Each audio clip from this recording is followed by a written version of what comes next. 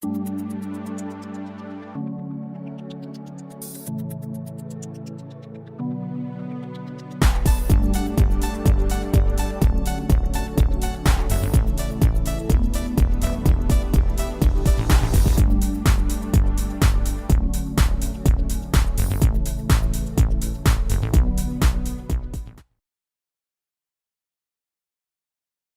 objetivo es eso, realmente. Vamos a revisar estos dos temas. Proponer recomendaciones basadas en la evidencia para la atención de pacientes con trastorno depresivo. Brindar los parámetros de prácticas de atención en salud y estándares mínimos de calidad para el adulto con diagnóstico de episodio depresivo o trastorno depresivo recurrente. Disminuir la variabilidad en el diagnóstico y el manejo terapéutico de episodios depresivos y trastornos depresivos recurrentes. Guiar el curso de acción de grupo de salud sobre el paciente con diagnóstico de episodio depresivo o trastorno depresivo recurrente, ayudar al paciente a tomar decisiones informadas. Si queremos definir qué es un trastorno o un episodio depresivo, aquí no están definiendo episodio depresivo mayor, están definiendo simplemente es un episodio depresivo. Un episodio depresivo es un trastorno afectivo que presente como mínimo dos síntomas de depresión. Estamos hablando de síntomas o ánimo bajo, abulia, adinamia, anedonia, que es la falta de placer por hacer las cosas. Como mínimo dos de esos. Se puede presentar en un tiempo menor de 2 semanas. ¿Qué es un trastorno depresivo recurrente? Un trastorno depresivo recurrente es como el hermanito menor de una distimia.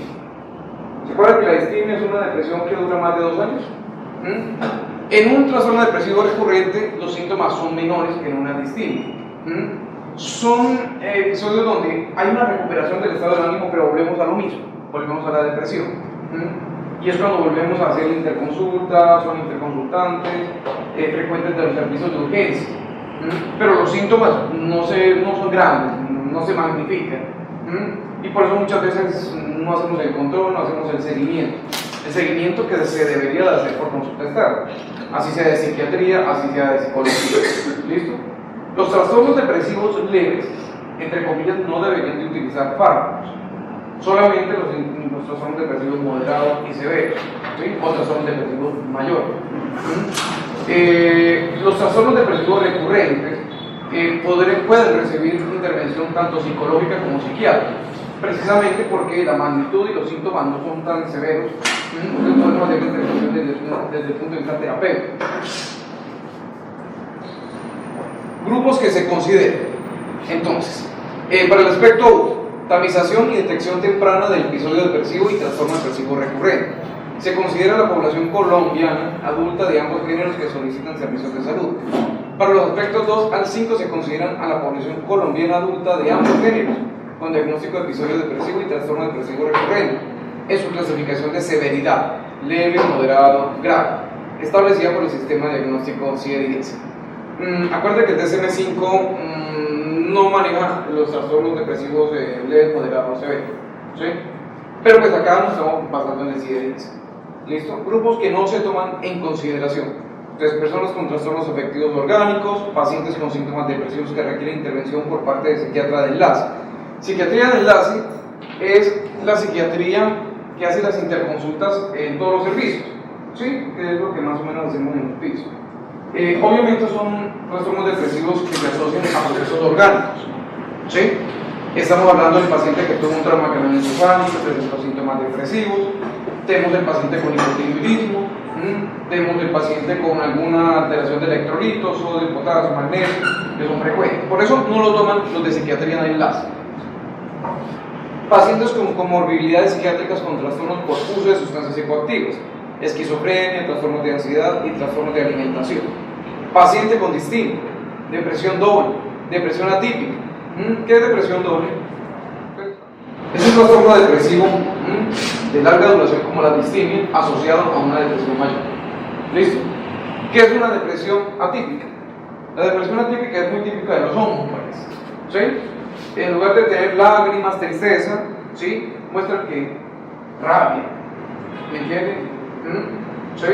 Generalmente son impulsivos, en lugar de estar adinámicos, tienen agitación psicomotora. Es más, agreden a sus parejas, es muy frecuente, más en hombres que en mujeres. Depresión postparto, depresión estacional, depresión bipolar, depresión en niños y adolescentes. Bueno, depresión estacional, la depresión por los calores en Nike, es muy frecuente. Detección de factores de riesgo. Entonces, cuando evalúe a cualquier paciente mayor de 18 años en consulta clínica, debe considerar quiénes tienen mayor riesgo de presentar episodios depresivos. Son personas con historia previa de episodios depresivos, historia familiar de depresión, personas con problemas psicosociales, desempleo, separación conyugal, eventos vitales estresantes, abuso y dependencia de sustancias, personas que consultan a menudo al sistema de salud.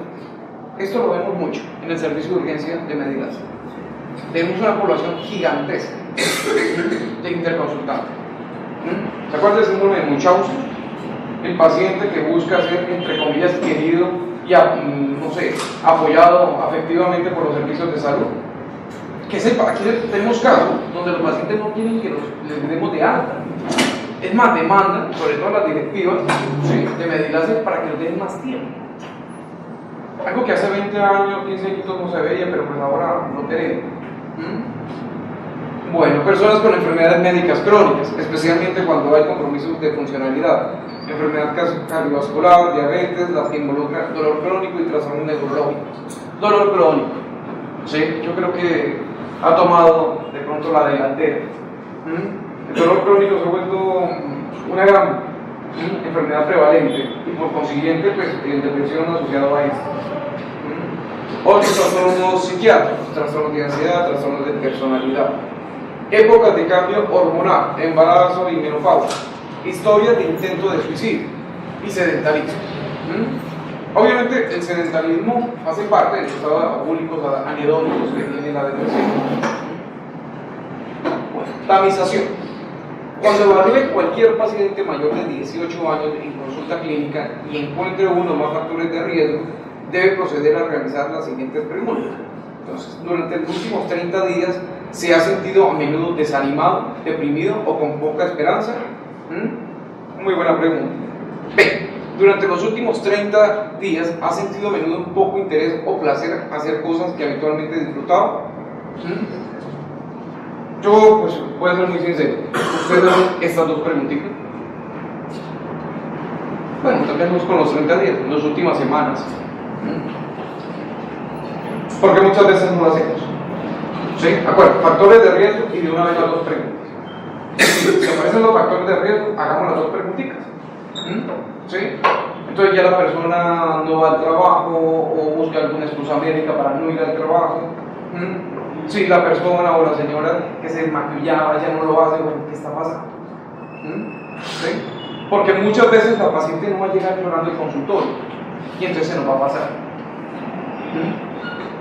Bueno, el médico debe confirmar el diagnóstico de depresión con los criterios del CIE-10 en caso de que el paciente mayor de 18 años presente uno o más de los síntomas en la lista de la tabla 1, la que habíamos visto. Síntomas físicos inexplicables, dolor crónico, fatigabilidad, insomnio, ansiedad y uso de sustancias.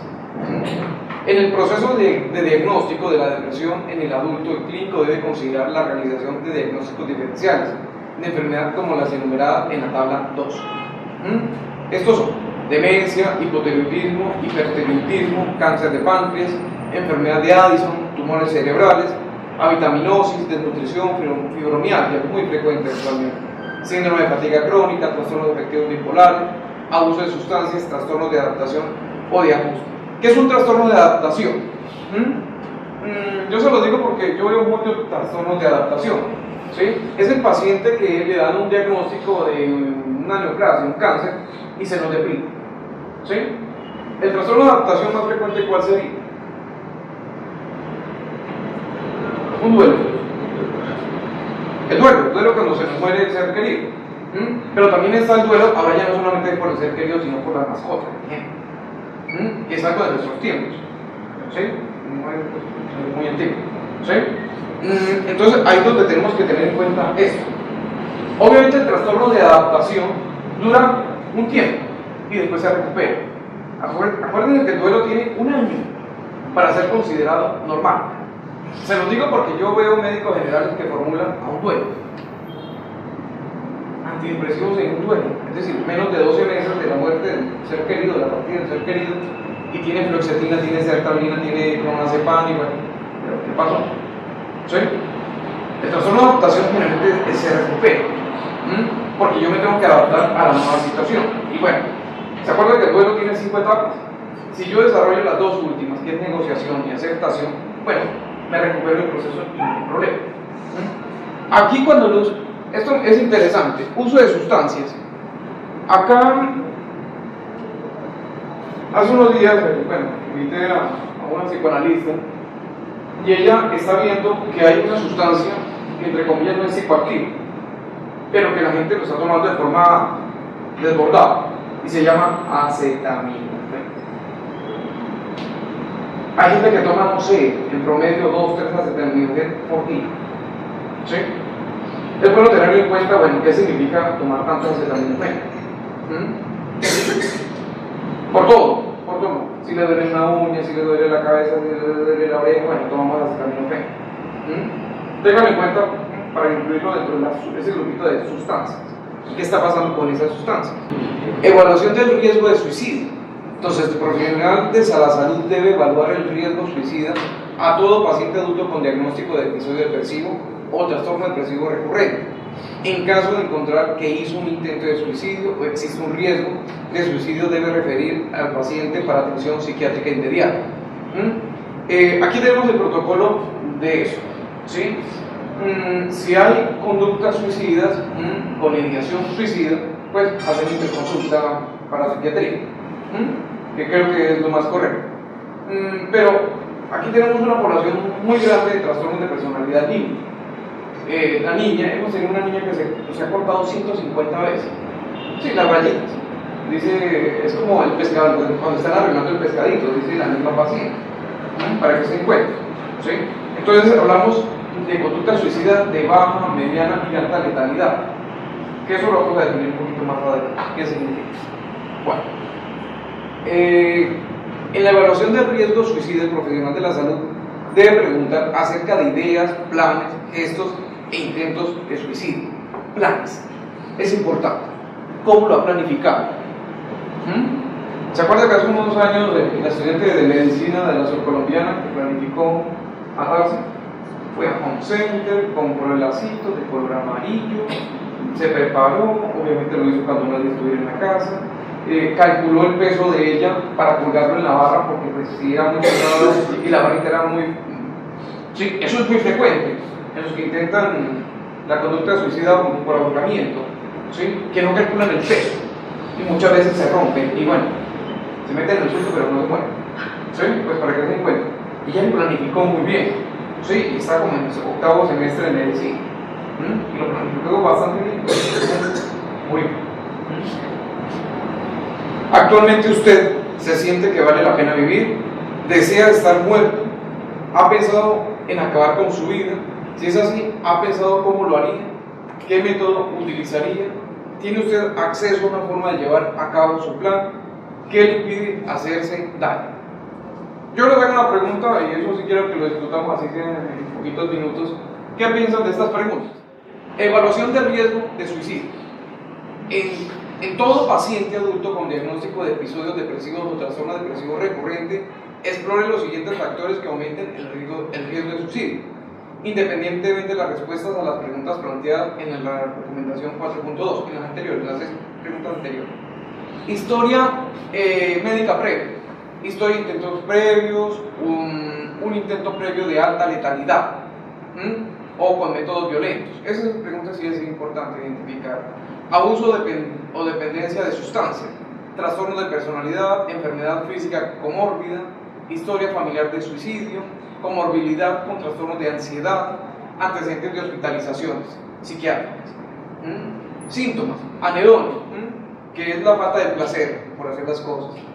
Ansiedad severa, ataques de pánico, desesperanza, insomnio, pobre concentración y psicosis. Depresión con psicosis es una gran alerta. ¿Sí? Tiene un promedio más de depresión y de suicidio más grande que incluso la depresión solita. Cuando ustedes vean estados delirantes, ideas delirantes, ¿sí? Paranoides, de persecución en un paciente depresivo. Ojo, porque estos sí los van a cumplir. Listo. Factores sociales vitales: estado civil, pérdida de algún ser querido, pobre red de apoyo, vivir solo. Estado civil. De todos esos, el más frecuente en los estudios epidemiológicos, aunque no lo parezcan, aunque dicen en el Facebook, no, que es que yo estoy feliz porque soy soltero. Es el riesgo más alto. Sí, la gente se jacta de decir que estoy soltero y que miren, ustedes tienen que permiso. Yo no. Bueno, manejo del paciente con depresión en atención primaria e indicaciones para revisión a psiquiatría.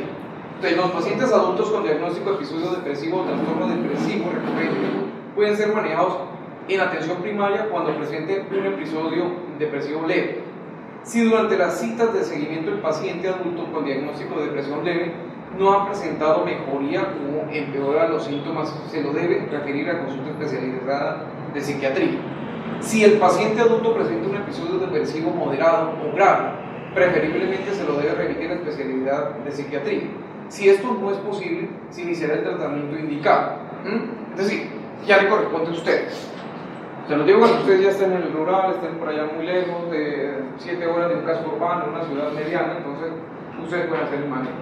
Ahora, tienen que tener cuidado del uso antidepresivo porque aumentan la posibilidad de suicidio. ¿Sí? Bueno, es una discusión que ya se ha aclarado bastante qué es lo que sucede con eso. En atención primaria, con supervisión de especialista en psiquiatría, si no hay mejoría de los síntomas con el tratamiento instaurado, se debe referir al paciente a consulta especializada de psiquiatría. Adultos que cursen con episodio depresivo o trastorno depresivo recurrente y tengan riesgo de suicidio. Un intento de suicidio reciente, consumo activo de sustancias o síntomas psicoactivos deben ser referidos a consulta inmediatamente con un psiquiatra. ¿Listo? Estas son recomendaciones. Acuérdense, el trastorno depresivo leve son trastornos que pues, se pueden en algún momento, obviamente sin conducta suicida, se pueden manejar por psicología. Que esto pues, lo digo con la intención de que demos más agilidad a la atención de estos pacientes. ¿Sí? Acuérdense, el trastorno depresivo leve, ¿sí? Es un síntoma o dos síntomas depresivos, sin ideas suicidas, y bueno, tenemos se puede dar este manejo.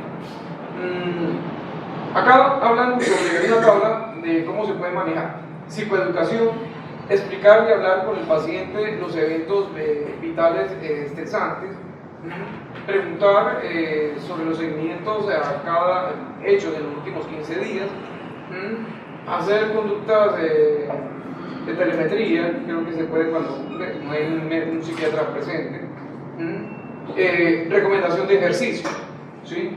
Esto se trabaja mucho actualmente.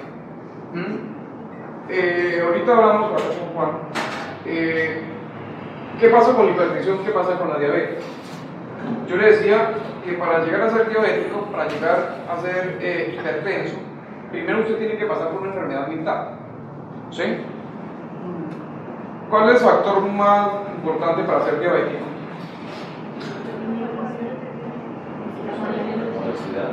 Estilo de vida. Sí. ¿Cuál de los estilos de vida es el que genera más riesgo de ser diabético? Sedentarismo. Punto. El campesino usted lo ve, ¿sí? Uno va a la finca y el campesino mayor toma una montaña así de arroz, papa, yuca, arroz, y si hay otra harina, pues también se la mete, ¿sí? Nunca hacen obesidad y nunca son diabéticos. Es decir, nunca cumplen un plan, ¿sí? De un nutricionista y no terminan siendo diabéticos. Entonces el factor de riesgo más importante es sedentarismo. Pero entonces, ¿qué hace que una persona no se motive a hacer eso? ¿Sí? Pues bueno, un estado depresivo leve, larvado, que dura mucho tiempo. Por ahí tiene que pasar primero el diabético para llegar a ser. Entonces, para que se den cuenta que hay muchas enfermedades orgánicas que ustedes conocen, metabólicas, si tuvieran que pasar primero con enfermedades mentales, pero que nadie se dio cuenta. ¿Sí? Aquí es donde viene lo importante de todo esto. Entonces, por eso ellos proponen la recomendación de los ejercicios. ¿Sí? 3 o 4 veces por semana con una duración de 30 a 45 minutos. Entonces, cuenta, esto es nuevo. Hace mucho tiempo quien hacía estas recomendaciones para un trastorno depresivo.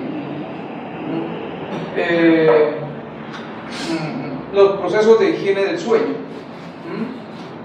¿Cuáles son las recomendaciones de higiene de sueño? Porque como ustedes tienen que hacer psicoeducación, yo le hago la pregunta a usted. Bueno, ya de ahí en adelante ya no puedo leer. ¿Cuáles son? Una hora. Tener una hora de sueño. Perfecto. ¿Qué más?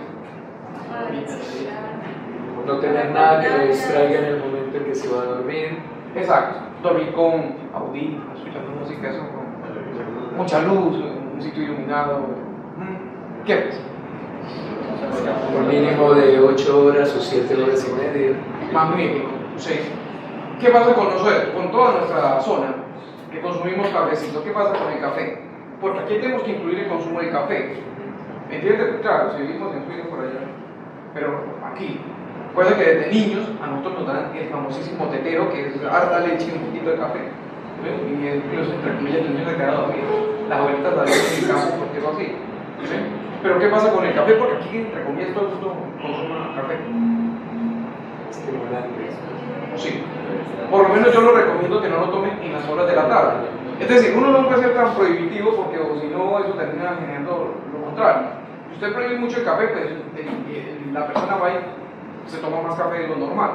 ¿Sí? Tú no le dices, tome el cafecito clarito en las horas de la mañana, pero no tome en las horas de la tarde. ¿Sí? No dormir en las horas diurnas, de día. La siesta. ¿Quién se inventó eso? No sé. Los españoles. ¿Por qué? Por el calor del mediodía. Bueno, Un poco parecido a Lima. sí, claro. Pero esa siesta tiene que ser muy bien controlada. Ojalá que sea 30 a descansada. 25 Exacto. minutos, no 12 horas. Sí, aquí el problema es que nos vamos a las 2 horas. Bueno, listo. Indicaciones de hospitalización para el paciente con depresión atendidos por médicos psiquiatras. Bueno, intento de suicidio con cualquier tipo, ideación suicida estructurada, síntomas psicóticos, lo que yo les digo, síntomas psicóticos, ¿de acuerdo? Esto es bien importante. Compromiso del estado general, inanición, deshidratación, desnutrición. Conductas de riesgo o de daño autoinfligido en presencia de la ideación suicida. Consumo concomitante de sustancias. Presencia de condiciones, estresores psicosociales que a juicio del médico psiquiatra dificulten el manejo ambulatorio. Psicosociales. Primera condición, ser soltero. No tener red de apoyo. ¿No? ¿Sí? Entonces el señor solamente llega a la casa, se separó de la mujer y entonces está viviendo en un cuartico, en una casa solita. ¿Sí? Es un factor de alto riesgo. ¿Sí? Yo le hago la pregunta, ustedes sí preguntan si la persona está separada o está viviendo solo, o bueno, porque muchas veces vienen desde los municipios a trabajar a Neiva y están solitos en una casa, en una parte de estudio, no sé. ¿Sí hacemos la pregunta? Es más, vean, que se encuentra. Esta recomendación se la están dando incluso a los psiquiatras. ¿Sí? Muchas veces no lo hacen, la verdad. Pues para que se encuentren. Incapacidad para el paciente con diagnóstico de depresión. De los pacientes adultos con depresión leve no requieren incapacidad. Eso se lo digo porque ahorita todo el mundo busca incapacidad. ¿Sí? Se lo digo en ciertas zonas, en ciertos tiempos del año. Semana Santa, San Pedro y Navidad. Siempre las van a buscar. ¿Sí? Entonces, incapaz. Ay, doctor, es que me llamaron del banco y me puse a llorar. Bueno, ¿y qué ponías paquete de plata que está en el banco? ¿Sí? Eso es que clasifica como depresión leve, no se ve de la incapacidad, chao. ¿Sí? Clínico. Depresiones leves no necesitan incapacidad. ¿Listo? Los pacientes adultos con depresión moderada o grave que tengan un alto nivel de discapacidad deben ser evaluados por un médico psiquiatra, quien puede prescribir los días de incapacidad que requieren. Bueno, aquí lo clasifico. Moderado, severo, bueno, sí necesitan incapacidad. Para clínicos, en presencia de signos y síntomas de alguna de las entidades enumeradas, para el diagnóstico diferencial, solicita las pruebas de apoyo diagnósticos específicas, o la hipotiroidismo, problemas orgánicos que ustedes han visto, es lo que generalmente pedimos acá, control de electrolitos, sodio de potasio, que no más frecuentes, incluso los estados de hipoglicemia, que pueden semejar estados abúlicos, adinámicos, pero que son hipoglicemias como tales. Estrategias de adherencia al tratamiento para pacientes con diagnóstico de depresión. Entonces, se recomienda promover la adherencia a los tratamientos de la depresión en adultos a través de psicoeducación u otros mecanismos que mejoren el contacto con el paciente, tales como establecer una adecuada relación del profesional de salud paciente, garantizar el acompañamiento de este durante el tratamiento, con estrategias comunicacionales, llamadas, mensajes, para fomentar establecimientos de hábitos. Bueno, el punto B, ustedes me dirán, bueno, ¿y cómo vamos a estar llamando al paciente? Bueno, muchas veces nosotros desconocemos a un gran persona que genera un trabajo que nosotros nunca lo tenemos en cuenta. Se llama trabajador social.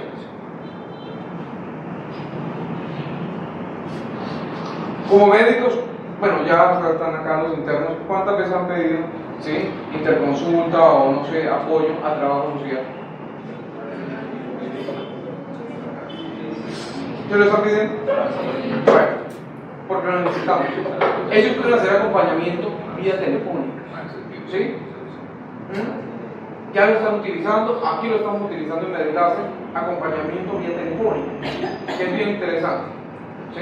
Tenemos ese recurso y es muy valioso. Bueno, fomentar el establecimiento de hábitos. ¿A cuáles hábitos se están refiriendo? Pero de lo que estamos hablando, higiene del sueño, establecimiento de ejercicios, por lo menos 4 veces a la semana, de 30 a 45 minutos de ejercicio. Indicación de tratamientos farmacológicos y psicoterapéuticos. Los antidepresivos están indicados para el tratamiento de adultos con episodios depresivos, únicos o recurrentes, moderados y graves. Entonces, en cuenta que aquí ya todo el mundo está hablando de moderados y graves, ¿sí? Depresión no significa igual a fluoxetina, o bueno, a cualquier antidepresivo. Eso como que ya se está mandando a recoger. ¿Listo? Los antidepresivos no deben usarse de manera rutinaria para tratar síntomas depresivos débiles, pues el riesgo-beneficio no los amerita. Dense cuenta que aquí ya lo dejan clarito. Los trastornos depresivos leves no deberían de darle medicamentos psiquiátricos. ¿Listo? Excepto si el paciente tiene antecedentes de depresión moderada o grave, pacientes con síntomas persistentes a pesar de otras intervenciones. ¿Listo? Cuando dicen síntomas presentan persistencia a pesar de intervención, ¿cómo se define un paciente que es resistente a un tratamiento antidepresivo? Para que se den cuenta que primero tenemos que tener esa definición bien clarita, o si no, ¿cómo vamos a hablar de resistencia? Entonces, uno define al paciente que es resistente a un tratamiento cuando utiliza más de 2 antidepresivos, ¿sí?, y como mínimo 1 año y medio de tratamiento farmacológico. Entonces, ten en cuenta que tenemos un margen muy grande, ¿sí? Realmente son muy pocos los pacientes que logran hacer resistencia al tratamiento antidepresivo, ¿sí? 1 año y medio, y por lo menos, bueno, más de 2, es decir, que tomen 3 antidepresivos, ¿sí?, para que se den cuenta que es muy difícil que un paciente llegue a estos niveles. Es una población muy pequeña. Bueno, la psicoterapia está indicada en el tratamiento de adultos con episodios depresivos, moderados y graves. Los diferentes tipos de psicoterapia se describen en el anexo 3. Se ha demostrado que un buen proceso terapéutico cognitivo-conductual es igual de eficiente y de eficaz que un antidepresivo, sobre todo en las depresiones moderadas. Es lo mismo, no hay ningún cambio. ¿Sí? Bueno, el problema es que, bueno, mis amigos los psicólogos ahí veces uno los manda y entonces nos mandan a hacer, nos enseñan a respirar. No sé por qué, se va por este lado. Pero un buen proceso terapéutico debería de tener la misma eficiencia y la misma eficacia que medicamentos antidepresivos. ¿Sí? Acuérdense, no utilizar muchos antidepresivos en niños, en adolescentes. Se vuelven más impulsivos, hacen el síndrome serotoninérgico con gran frecuencia. Bueno, síndrome serotoninérgico ustedes ya saben, ¿no? Impulsivos, irritables. Tratamiento farmacológico de fase 1. Al prescribir un antidepresivo para el tratamiento de la depresión en adultos, el médico debe escoger el tipo de fármaco según el perfil de efectos adversos y el potencial de interacciones médicas, medicamentosas en ancianos, considerando las preferencias del paciente. El momento de prescribir los antidepresivos, el médico debe considerar los efectos adversos de cada uno. ¿Acuerdo? Efectos adversos. Cuando se prescriben antidepresivos duales o tricíclicos, se deben incrementar gradualmente la dosis para evitar efectos colaterales intolerables. ¿Qué pasa con los tricíclicos? Son los antidepresivos más viejitos, amitriptilina, bueno. Ejemplo, en Estados Unidos están prohibidos. dar amitriptilina o imipramina en pacientes mayores de 65 años. ¿Cuál es el efecto adverso más grave? Ahí lo hemos mencionado. Cardiovascular. ¿Se acuerdan? Bloqueo de primer y de segundo grado. Que casi todos vamos a tener eso lo vamos a tener a nuestra edad de 75 años. Pues para que se den cuenta. Ellos ya lo están diciendo y lo están escribiendo en papel. Antes era el estudio, ahora lo están siguiendo esto. No lo hagan. Tricíclicos a esa edad, pues tengan cuidado porque. Bueno. La primera línea de tratamiento farmacológico para los adultos con diagnóstico de depresión es los IRS, los que todos ustedes ya conocen: fluoxetina, sertralina. Amitriptilina, son de los tricíclicos, mirtazapina, es un inhibidor de la recaptación de noradrenalina, siempre y cuando sean consideradas las características del cuadro clínico del paciente y su preferencia. Entonces, fluoxetina, sertralina. Aquí faltan otros, tal vez el mejor. ¿Sí? El antidepresivo de los abuelos se llama citalopram, porque es el más selectivo. ¿Sí? Entonces no vamos a tener la boca seca, el estreñimiento que a veces se presenta, la gastritis, porque el citalopram no tiene esos efectos adversos. ¿Sí? No sé por qué aquí no lo menciono, pero tal vez un poquito más, pero es mucho mejor. ¿Sí? Se puede llenar a través de un MIPRES, usted lo llena en un minuto y medio. Para adultos mayores, ancianos o pacientes con contraindicaciones para el uso de tricíclicos, la primera línea es la fluoxetina, sertralina y mirtazapina, siempre y cuando sean consideradas las características del cuadro clínico. Les encuentro lo que estamos hablando, ya empieza a aparecer. Tricíclicos no. En caso de necesitar un cambio de antidepresivos, utilicen como segunda línea de tratamiento las alternativas de primera línea, que no se prescribieron: fluoxetina, sertralina, amitriptilina, mirtazapina. La tercera línea de tratamiento incluye imipramina, clomipramina, paroxetino, escitalopram, pero aquí lo menciono, fluvoxamina, venlafaxina, duloxetina, desvenlafaxina, trazodona y bupropión. Trazodona es bastante bueno, es mal antidepresivo, pero genera buena inducción del sueño, la verdad. Bueno, la cuarta línea de tratamiento son los inhibidores de la monoaminoxidasa. Ya no se consigue. ¿Sí? ¿Se acuerdan de los inhibidores? El problema es que cuando consumen ustedes queso, cuando ustedes consumen otras cositas, generan crisis hipertensiva, generan muchos problemas. ¿Sí? Entonces, la verdad, a pesar de que están escritos, no se los recomiendo. Tratamiento farmacológico de fase aguda.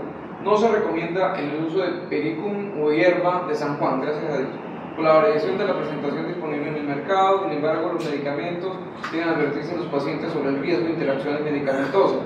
La hierba de San Juan generaba un efecto muy parecido a esto, ¿sí? Liberan adrenalina que da miedo, entonces hay crisis hipertensiva en algunos pacientes. Claro, se quita la depresión, pero pues se los lleva para el otro lado. No se recomienda el uso de agomelatina debido al momento no hay suficiente evidencia. La verdad, el beneficio de los estudios, los poquitos estudios, son como del 5 del 10% de agomelatina. ¿Sí? Casi todos los pacientes que uno le llaman el tarrito, y siempre es un tarrito americano. ¿Sí? Son pacientes que tienen familiares y se los mandan. ¿Sí? Pero realmente la mayoría son muy poquitos, la verdad. Si se presentan efectos colaterales al inicio del tratamiento, se recomienda. Si son leves y tolerables para el paciente, registrarlos y no hacer cambios en el tratamiento. ¿Cuáles son los efectos leves y tolerables de los antidepresivos? Pues la boca seca, un poquito de estreñimiento, hay veces se presenta un poquito de temblor, muy leve. ¿Listo? Si se trata de insomnio y ansiedad, se pueden prescribir benzodiazepinas por menos de 2 semanas. Esto yo sí quería que lo retomara, 2 semanas. ¿Sí? Usted va a ver todavía pacientes que llevan 9 años tomando benzodiazepinas. Es una locura. Y lo tengo que decir con mucha sinceridad: muchos colegas míos mandan benzodiazepinas por años. ¿Sí? El protocolo que salió de utilización de benzodiazepinas en 2018-2019 ya no se puede mandar benzodiazepinas por más de un mes. En el 2017 decían no, mandéjenlo por 2 meses. Ahora dicen que no más un mes. Y acá están diciendo que mandémoslo por 15 días, no así. Cambiar antidepresivos, para que se den cuenta qué es lo que está pasando con la benzodiazepina. ¿Sí? ¿Y por qué llegamos a esa conclusión de la utilización y la prevención de pronto de la utilización de las benzodiazepinas? Pues porque las benzodiazepinas se ha demostrado deterioro cognitivo. Es más, que se ha demostrado que así usted lo utilice, no sé, por 3 o 4 meses y lo retire, no se recupera. Hay déficits atencionales, hay problemas de memoria del trabajo que no se recuperan. Eso genera atrofia cortical por la utilización de unos pocos meses. ¿Sí? Así que usted los quita para que el paciente mejore. Por eso es que se están hablando ahorita de la utilización de máximo un mes de la benzodiazepina, de forma permanente. Estamos hablando, continuo. Tal vez dentro de unos años vamos a hablar de utilización de benzodiazepina solamente en los servicios de urgencia. Porque realmente hacen mucho daño. Si durante la tercera semana de tratamiento el paciente adulto con diagnóstico de depresión no ha tenido algún tipo de mejoría de los síntomas depresivos, a pesar de tener una adecuada adherencia, se debe ajustar la dosis o cambiar de antidepresivo. Ahí hablan de 3 semanas, realmente el efecto de los antidepresivos usted lo van a ver en la 4ª semana o 5ª. ¿Sí? Hay que darle un poquito más de espera. Bueno, un tratamiento psicoterapéutico fase 1. Los pacientes adultos con depresión leve deben realizar intervenciones psicoterapéuticas de menor intensidad como primera opción. El primer paciente adulto con depresión leve, con síntomas persistentes después de 3 meses de seguimiento, se debe iniciar una intervención con psicoterapia cognitivo-conductual.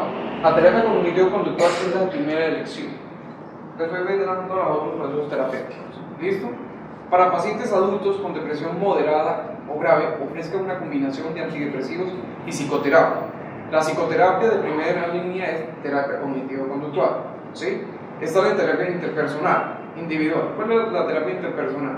¿Se acuerda que hay una corriente que se llama humanista? ¿Sí? La corriente humanista es que usted tiene que ser de papá y el paciente tiene que ser de hijo. Entonces uno tiene que ser, no sé, benevolente, la palmadita de las padres. Esa es la de segunda línea. ¿Listo? La tercera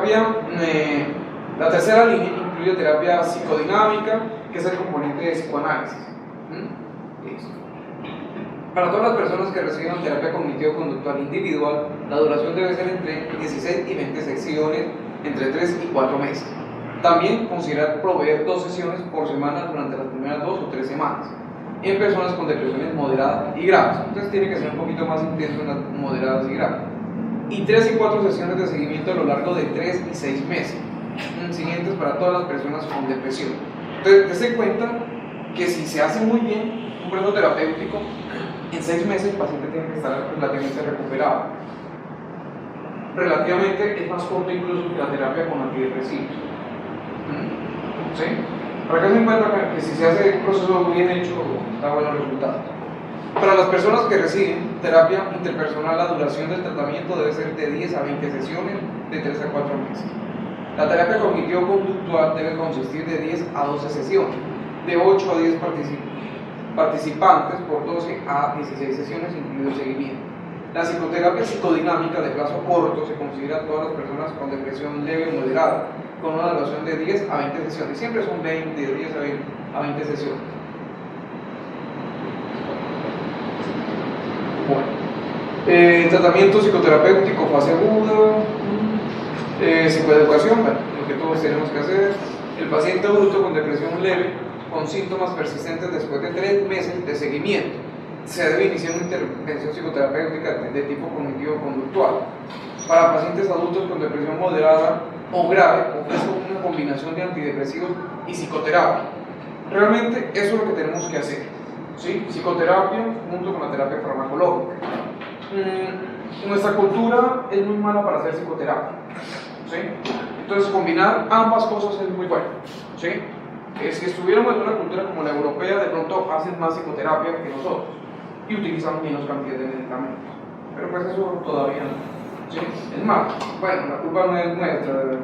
Los colegas psicólogos hacen intervenciones que muchas veces son muy deficientes y eso hace que haya no sé, un ambiente social a no adherirse a eso. ¿Sí? No es culpa de nosotros los pacientes, no. Sí, eso yo lo reconozco, yo he dado clases en psicología y bueno, con ellos yo les he dicho, cuando ustedes son malos psicólogos, a mí no me mueren. ¿Sí?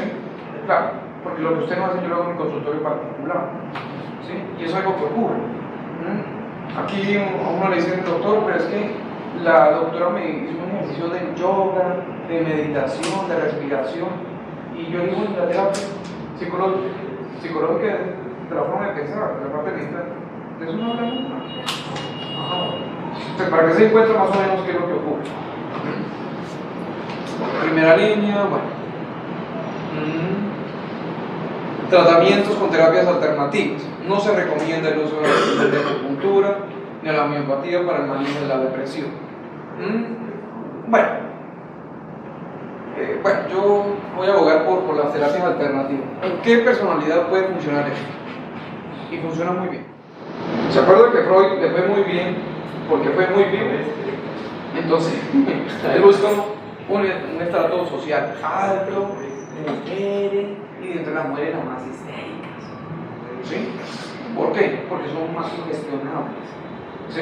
Entonces, si ustedes ven hombres o mujeres con estos rasgos histéricos, sugestionables, la terapia de acupuntura funciona de maravilla. ¿Sí? Muy bueno. Es lo mismo que ustedes van a hacer con el efecto placebo. ¿Sí? La inyeccióncita con solución salina. Doctor, usted sí era que yo necesitaba. ¿Sí? Los demás no servían para nada, siempre me mandan acetaminofén. En cambio, esa inyección suiza que usted trajo, maravillosa. Para eso funciona mucho. Tratamiento con ejercicio. Se recomienda realizar actividades físicas rutinarias solo para tratamientos de pacientes adultos con episodios depresivos leves o con terapia adjunta si el episodio es moderado o grave. Se recomienda que los programas de actividad física rutinaria en adultos con diagnóstico de depresión incluyan 3 o 5 sesiones semanales de 30 a 45 minutos. Tratamiento de insomnio y de la ansiedad asociado a la depresión. No se recomienda el uso ordinario de benzodiazepinas. Esto, pues se lo digo acá a los internos. Acuérdense, benzodiazepina, ustedes se leen en internet, ¿sí? Benzodiazepina nunca dice que es un medicamento para la ansiedad. Y aún así se utiliza mucho para la ansiedad. ¿Sí?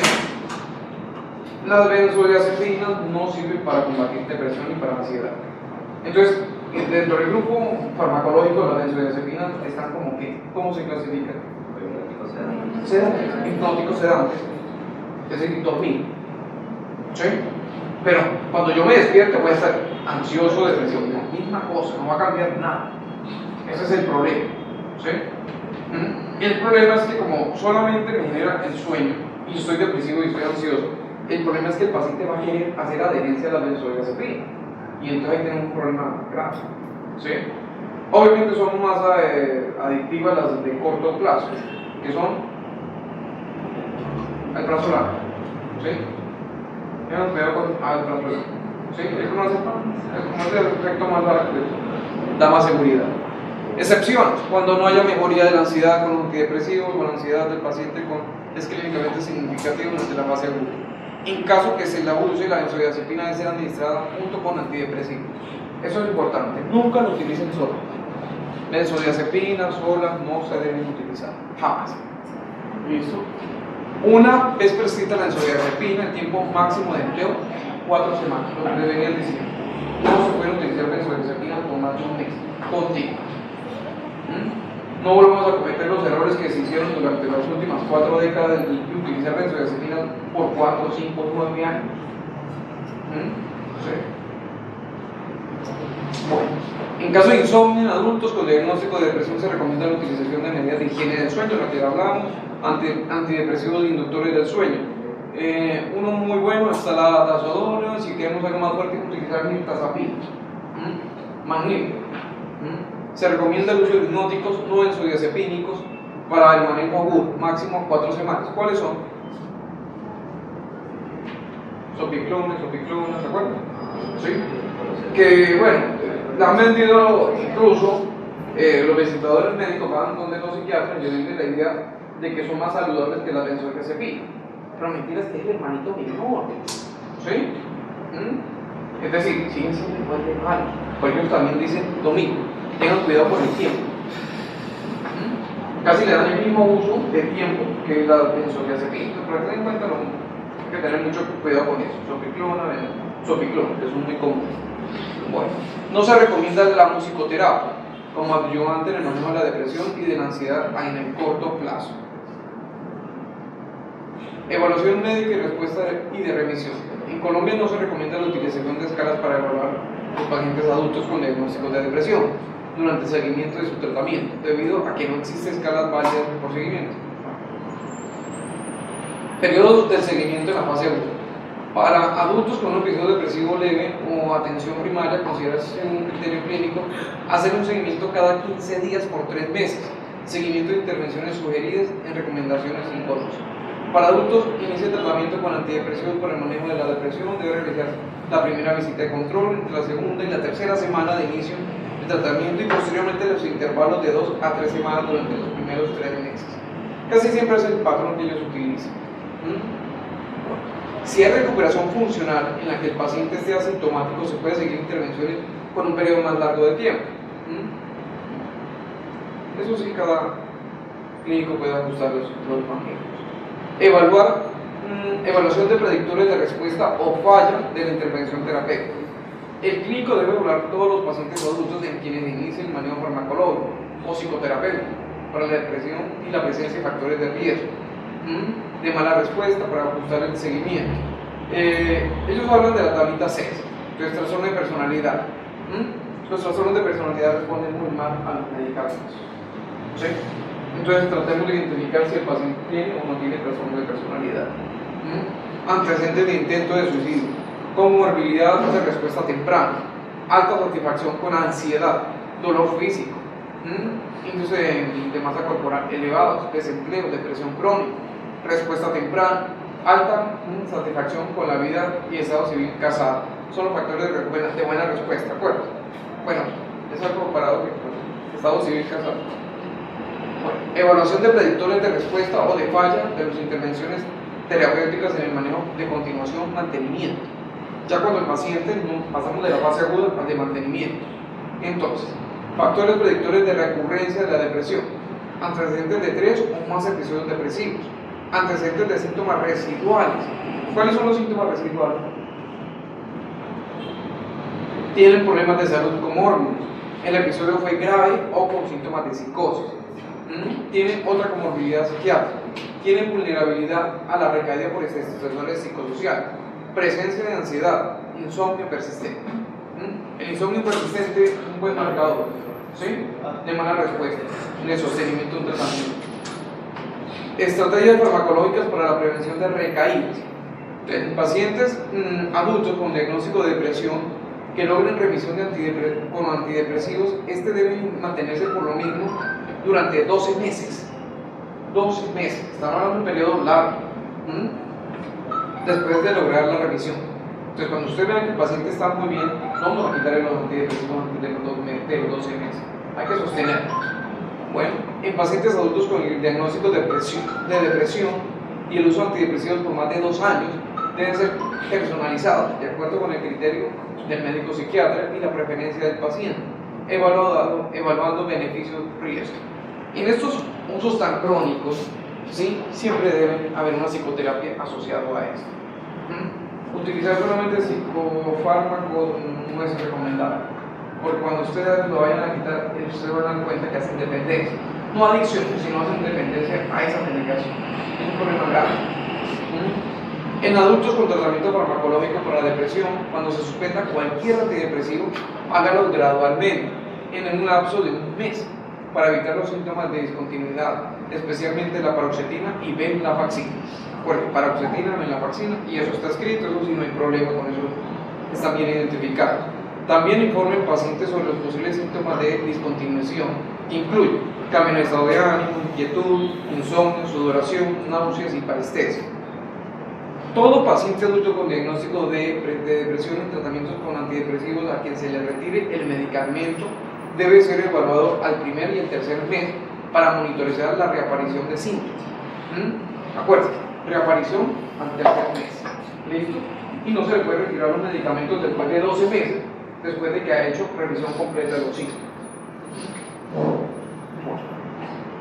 Considere el uso continuo de antidepresivos hasta 2 años. Acuérdense, los antidepresivos no son para toda la vida.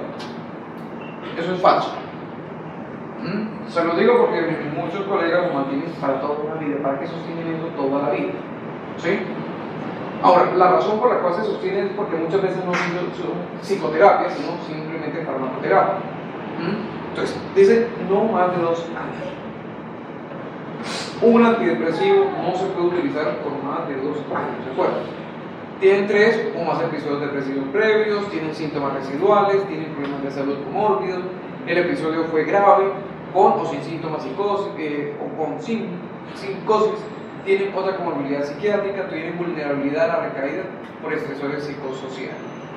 Los síntomas comórbidos de salud casi siempre son el síndrome de fatiga crónica y el dolor crónico, sin causa grave. Estrategias no farmacológicas para la prevención de recaídas. Entonces, volvemos a lo mismo: terapia cognitivo-conductual para pacientes adultos con diagnósticos de depresión con síntomas residuales, de 3 o más síntomas. La terapia cognitivo-conductual está basada en conciencia plena, ¿sí? Se recomienda con una opción de tratamiento adicional a la farmacoterapia. En adultos con diagnóstico de depresión, la terapia cognitivo se puede ofrecer de forma concomitante con medicamentos. Esta es la recomendación tal vez global, ¿sí? Para que ustedes eviten la recaída, siempre asocie terapia cognitivo-conductual. Farmacoterapia exclusiva no van a generar esos buenos resultados y las recaídas van a ser muy peligrosas. Refractario o resistente. No se recomienda el uso de rutina de la estimulación magnética, porque eso no hacemos por acá. Tratamiento de la depresión psicótica. A pacientes adultos con diagnóstico de depresión con síntomas psicóticos se recomienda la combinación de antipsicóticos y antidepresivos, considerando perfil de efectos secundarios. Los antipsicóticos a dosis bajas también son antidepresivos. ¿Por qué? Pues porque recuerden que ellos son inhibidores también de la recaptación de serotonina.